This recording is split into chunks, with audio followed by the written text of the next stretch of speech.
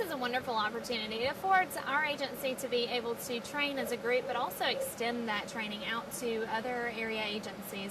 It's a wonderful opportunity for our handlers to really tighten up on their skills and share the things that we know with other agencies.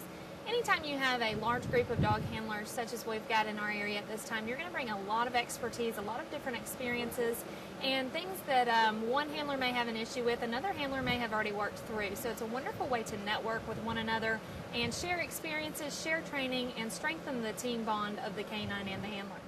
It's wonderful. As you said, I was a part of the unit for 7 years, and it was a wonderful experience because they are an incredible tool that brings different opportunities for us to approach situations using them as a tool. We have a variety of things from searching for narcotics to searching for felon suspects, and it does give us a different option that we can use and employ the dogs so that we can keep ourselves out of harm's way in certain situations and really just exploit their amazing ability to use their nose to disseminate odors. Today we have a variety of different areas going on. Anytime you have multiple dogs, you have different specialties, if you will. Some dogs are trained to locate narcotics, while others are for bomb and explosive devices. Most of the dogs here are cross-trained for patrol work, such as apprehending fleeing felons, running tracks for missing children, the elderly who may be Alzheimer's patients who have walked away. So there is a variety of cross-training that goes on, and what we do is we set up different locations throughout the city so that they can really float around the city and partake in each and every one of the training experiences.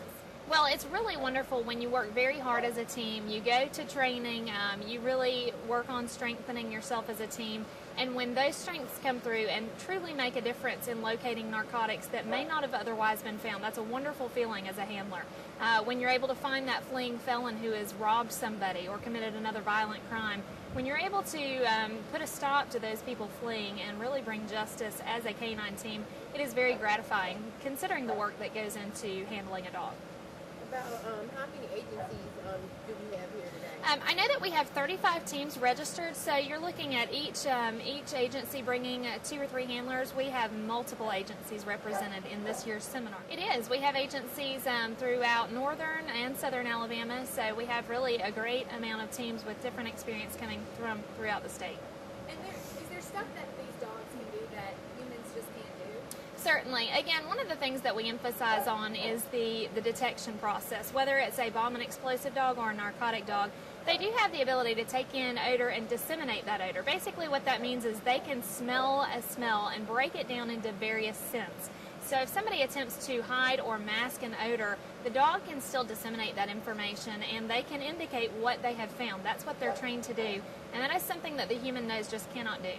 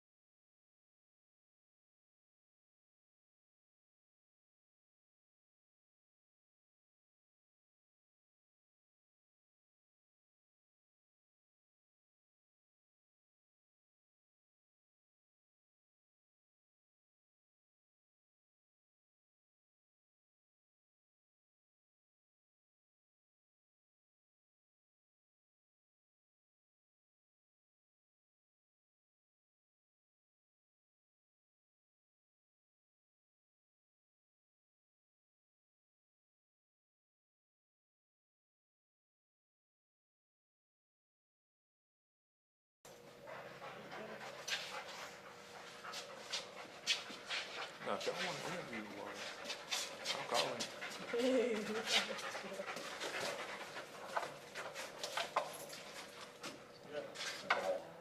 Light.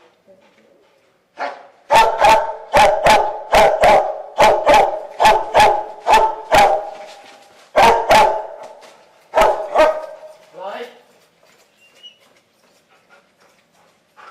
Lights. Whiskey.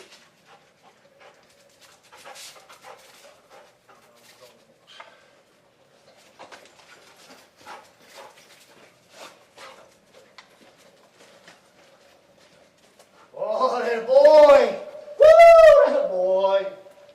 That a man. Where is he? Where is he? Where is he? Oh, that a boy. What a face. Right there.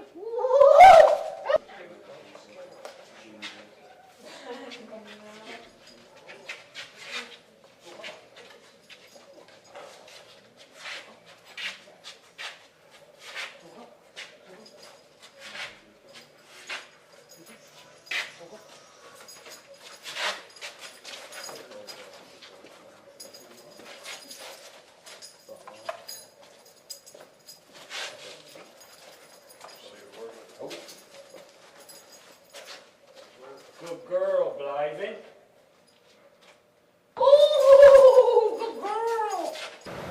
There's been several times when we've used our narcotics dog for intervention of narcotics, searching warehouse mini storages. We one time recovered a safe, 4 grand and 9 ounces of cocaine. So that was an incident when we wouldn't have gotten that without the assistance of the canine. The relationship between the handler and the dog is just paramount. I mean, the bond that you build with your canine partner, it lasts with you throughout the whole time you're in canine. And he's your best friend, he's your partner, he's there 24/7, and he's there with you through thick and thin. And it's a relationship that you really cherish throughout your canine career. And just tell us, I mean, obviously, the dog has to be experienced, but also the handlers. Tell us what all the handler does to get prepared and be really beneficial as well. Well, there's several schools, your initial canine handler school that you have to go through, and then after that there's the post-training. You've got to keep the dog trained up. And we do this quite often here in Dothan. I train with Dothan Police Department as often as I can, and they're very beneficial. They've helped me throughout my canine career. Corporal Wozniak and Sergeant Watkins have just been instrumental in helping me mature as a canine handler, and the training is just absolutely paramount. You have to train with that dog and to maintain that dog's proficiency so that they're capable in doing what they do. And not only that, but it's fun for the dog, and the dog enjoys going out working. That's what they live to do, and it's what they love to do. So we enjoy it. And honestly, you just kind of said it's what the dog loves to do. For some people that might actually think, you know, maybe you're abusing the dogs or overusing them or anything like that. What would you like to say to share with them? That in no way happens. Some people interpret a harsh tone as abusive, but it's not. The way a dog's language works is strictly in that form. They respond to commands through tone of voice, if you will, or bark. The way when you hear a dog growl at another dog, he's saying, "Hey, caution, stay away. You know, I'm either worried about you or you cause me concern." And this is the way you have to communicate with the dog. When the dog's being rewarded, he's rewarded in a high, happy praise, letting him know he did a good job. So it's not uncommon to have a 6'6" dog handler talk like a squeaky little voice, but that's to enhance the dog, and that's what the dogs respond to. And if they're being corrected, it's not unlike any other correction. You want to inflict sternness, but that gets to the dog. The dog understands that behavior, and it's not cruelty by any means.